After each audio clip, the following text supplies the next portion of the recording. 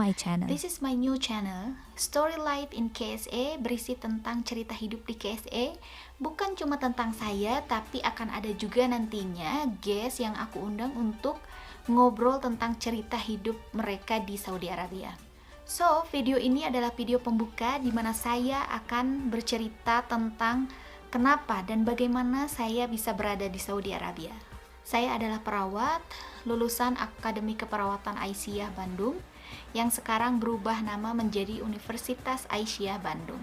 Salam sejawat untuk semua yang ada di Unisa. Awal ceritanya di semester terakhir Akademi Keperawatan, di mana untuk bisa masuk, belajar, dan menyelesaikan kuliah di Akper ini tuh membutuhkan biaya yang cukup tinggi. Sedangkan keluarga saya adalah keluarga yang sederhana. Jadi pada saat itu aku memutuskan untuk masuk ke Akper ini, alhamdulillah dengan dukungan penuh dari orang tua.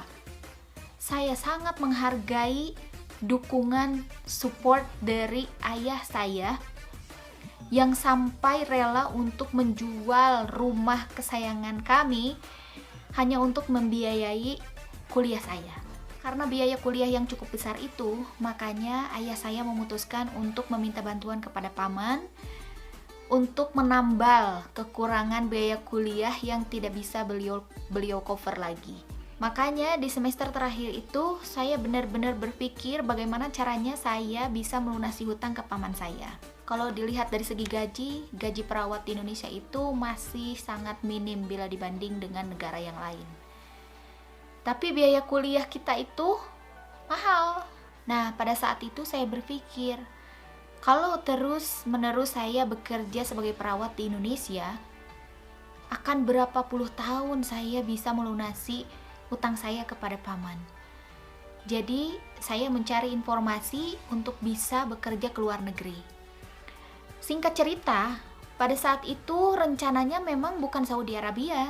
Saya dan ketiga teman saya se-alma mater itu memang berencana untuk pergi bekerja, maksudnya ke Singapura. Jadi di Singapura itu ada rumah sakit Islam begitu yang memang kakak tingkat kami itu sudah ada dan bekerja di sana gitu. Jadi sudah ada channelnya di sana. Entah bagaimana ceritanya pada saat itu memang intinya Allah tidak meridhoi kami untuk bekerja di Singapura karena jalannya itu kayak ngeblok gitu ya. Katanya dari sponsor kami itu katanya memang kuota untuk perawatnya itu udah ada gitu, dipenuhi oleh negara Filipina pada saat itu gitu.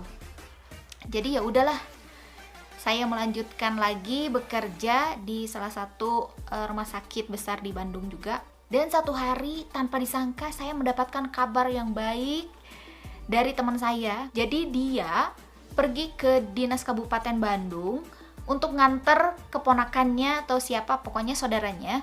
Dan dia itu baca di papan pengumuman ada lowongan perawat untuk bekerja di Saudi Arabia gitu. Requirementnya ini gitu. Untuk yang berminat silakan hubungi ini. Nah, dia langsung telepon tuh ya. Pada saat itu saya seneng banget tuh ya. Jadi gimana nih? Kita mau berangkat? Kita mau ikut join atau gimana?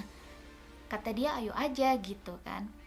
Jadi saya itu bener-bener mulai dari bawah, through channel itu bener-bener gitu sampai ke Dinas Tenaga Kerja Provinsi.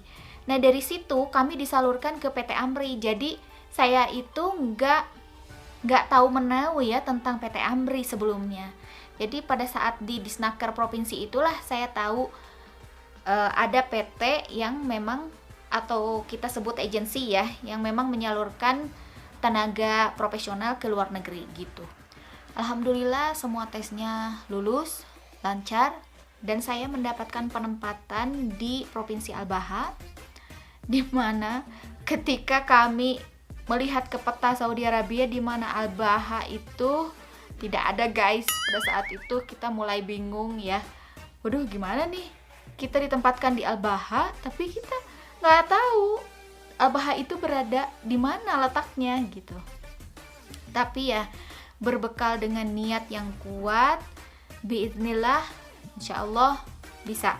Jadi tujuan yang membawa saya sampai ke Saudi Arabia itu adalah yang dari awal itu saya ingin melunasi hutang saya kepada paman.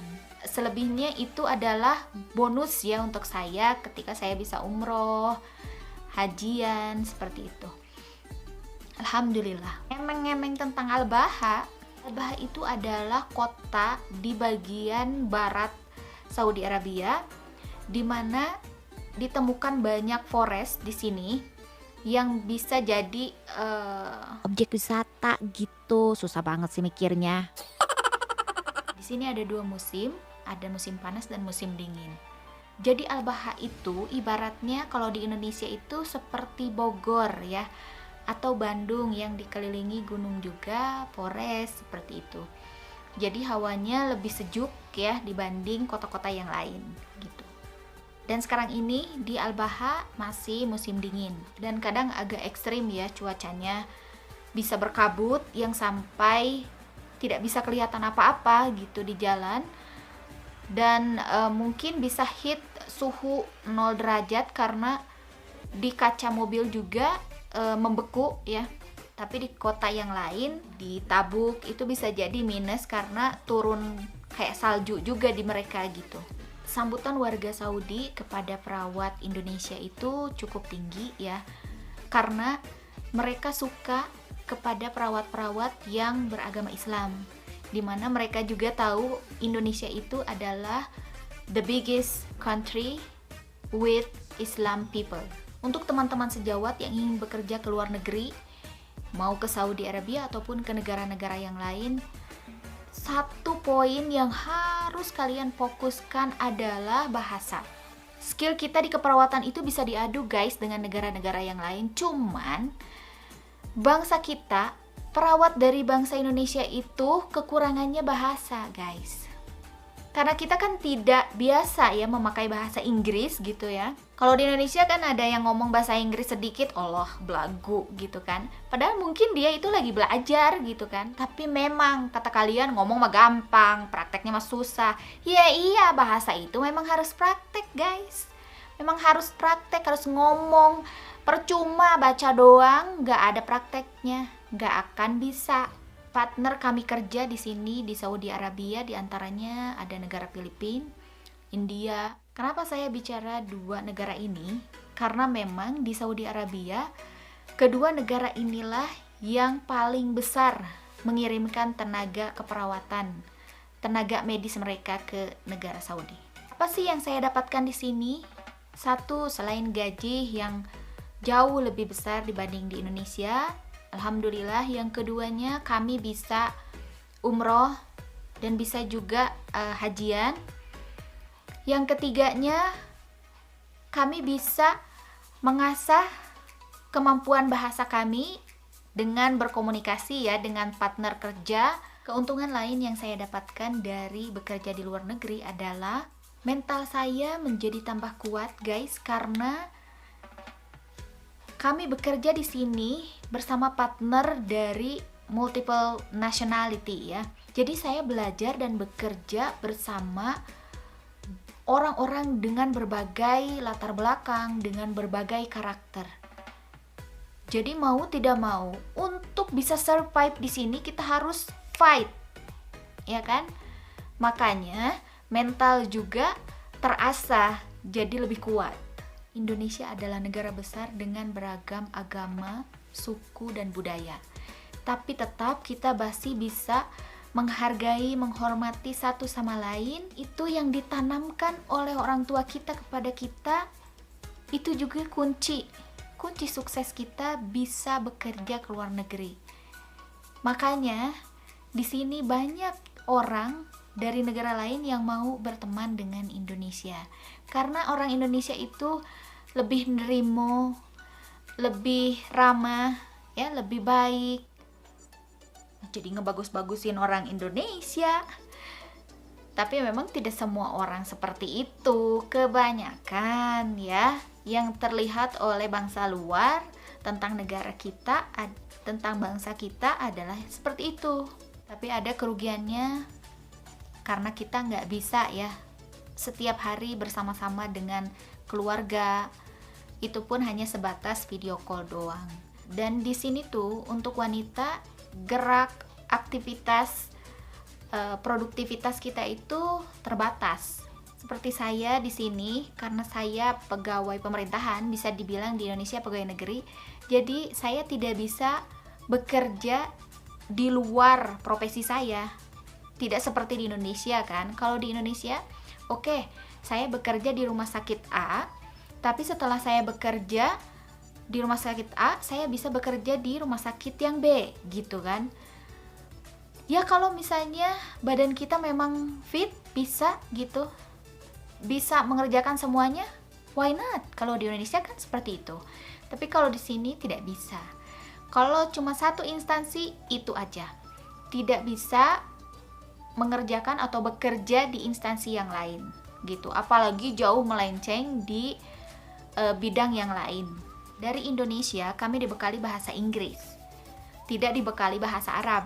Jadi ketika sampai di sini dan ditempatkan terutama di remote area, yang tempat yang agak jauh ya, dengan penduduk yang masih tingkat pendidikannya kurang, itu kita harus pakai bahasa Arab ya untuk berkomunikasi dengan pasien. Dari situ saya tertantang untuk bisa belajar ngomong gitu pakai bahasa Arab. Jadi saya memutuskan untuk bikin kamus sendiri. Dan alhamdulillah karena saya ditempatkan di PHCC, Primary Healthcare Center, kalau di Indonesia itu di puskesmas. Jadi lebih banyak interaksi saya dengan masyarakat ya.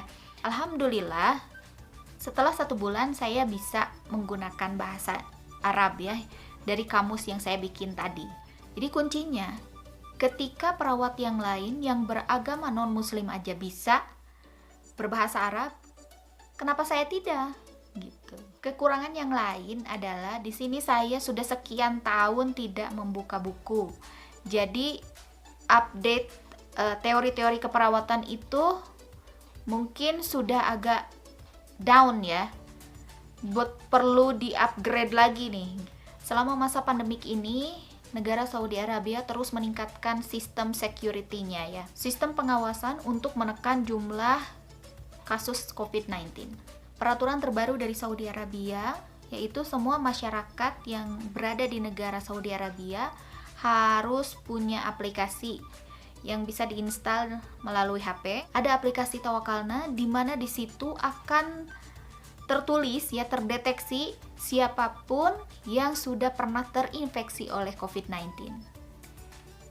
Jadi semua orang yang akan ke supermarket, ke warung, kemanapun, ketika ditanya oleh petugas, show me your Tawakalna misalnya, nah ini akan ada tulisannya antara orang yang sehat dan tidak pernah terinfeksi oleh COVID-19 dengan orang yang sudah ada datanya dia pernah terinfeksi. Dan untuk umroh kita harus menginstal aplikasi Itmarna, dan ada juga aplikasi Abshare, di mana ini adalah aplikasi dari keimigrasian negara Saudi Arabia. Di situ akan terdata semua dari mulai kita sampai di Saudi Arabia sampai dengan sekarang. Statusnya apa segala macam, sampai kita punya utang di bank di sini pun tertulis di sana. Dan intinya di negara ini tuh sekarang semua menggunakan aplikasi.